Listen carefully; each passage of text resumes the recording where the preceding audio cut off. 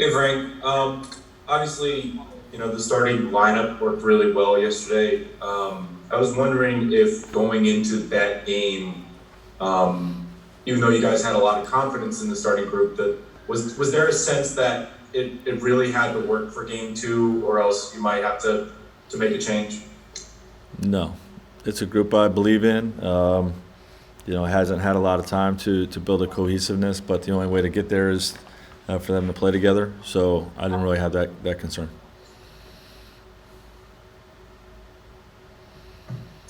Okay, David Meneman, please. Frank, you mentioned Kentavious' plus minus last night as being so impressive.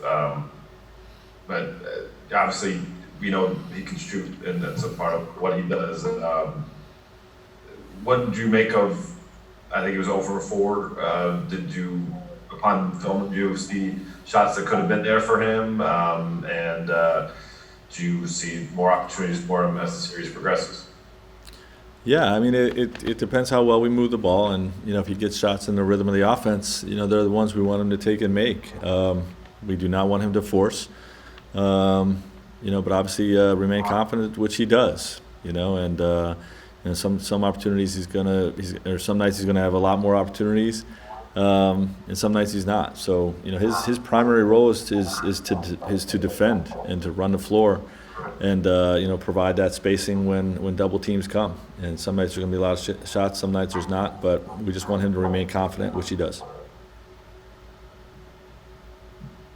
Okay, Wayne, please. Arizona Republic. Thank you. Coach, just really a couple of things. One, looking at Chris and obviously with that shoulder, does that change how you guys will approach game 3, knowing that still bothered him or he could improve? And then B, in terms of Ayton, he's only missed 3 shots in this series. What things you guys feel like you can do better in limiting him on the offensive end?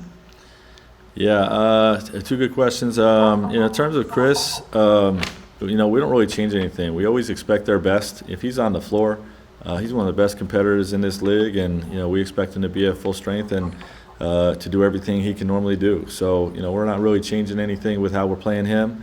Just carrying that respect level. And with regard to DeAndre, we try to play bigger and limit his efficiency, but he's just off to a great start in his playoff career, and we're doing the best we can with him, just bringing as much size as we can and competing with him. He's on the backside. He's getting a lot of backside action out of the action they run for Cameron and for Devin and for Chris in the pick and roll game, and he's just finishing everything. So we just have to do a better job there. Okay, BT. Hello, Frank. What up, BT? Everything's all good, man. I was just wondering, when you guys started this quest to repeat, was there any coach that you call that has won a championship to ask him for advice on how to go about doing this and how you strategize trying to get through a season and how tough it can be to do? No. Short answer, no.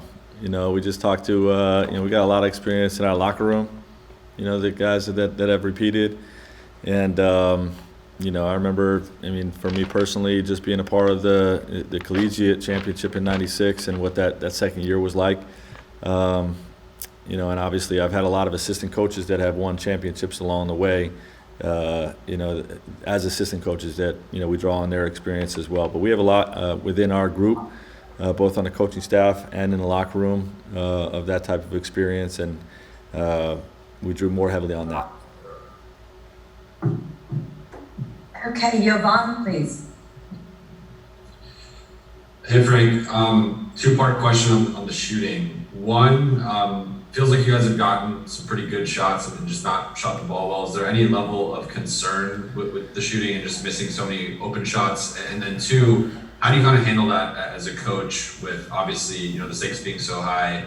Like, are you talking to guys, or are you just kind of giving them their space, or how do you sort of handle, is it just getting in the gym? Like, kind of how do you handle when guys aren't making shots? Yeah, I don't, I'm concerned about shot quality. If we generate the right shot quality, and our guys stay true to their work and they honor their work and they remain confident, we're going to make plenty of shots to win basketball games. So it's not a great concern of mine, other than continuing to work for great quality shots. If we get the quality up, the shots will go in. We have shooters on this team that have proven what they can do, and we believe in those guys. Okay, Brian Kamenetsky? Hey, Frank. I understanding it's only 2 games to this point, but LeBron's percentage of shots that he's taking at the rim are way down relative to last year, and his threes are way up. How much of that is a function, do you think, of his health, and how much is what Phoenix is doing versus just what your offense is doing? I think it's 2 games, and it's just too small of a sample size to really read anything into it. I think Phoenix does, have a 7-footer at the rim, and they have a mindset to have 5 in the paint. So Bron's always going to take what the defense gives them, but I think 2 games is too small of a sample size. Thank you. Okay, and last question, Frank. Michael Corvo, please. Hey, Frank. I know Kyle Kuzma's contributions go far beyond scoring, and I think you said he was great last night. But I'm just wondering if there's any feeling like you need to get him going at least a little bit more. Obviously, he has just 2 points this series. Yeah, a little bit more. There is a mindset, on my part, that we can get him in some more action just because we know what he's capable of. But his role on this team is to be a secondary scoring option and defend and rebound and make all the hustle plays, and then finish when the ball swings to him. It's really we played through Anthony and LeBron so much, and even more so in the playoffs. So there is a mindset to get him involved some, but it's not something that we don't want him forcing, and we as a coaching staff don't want to force feed that type of action.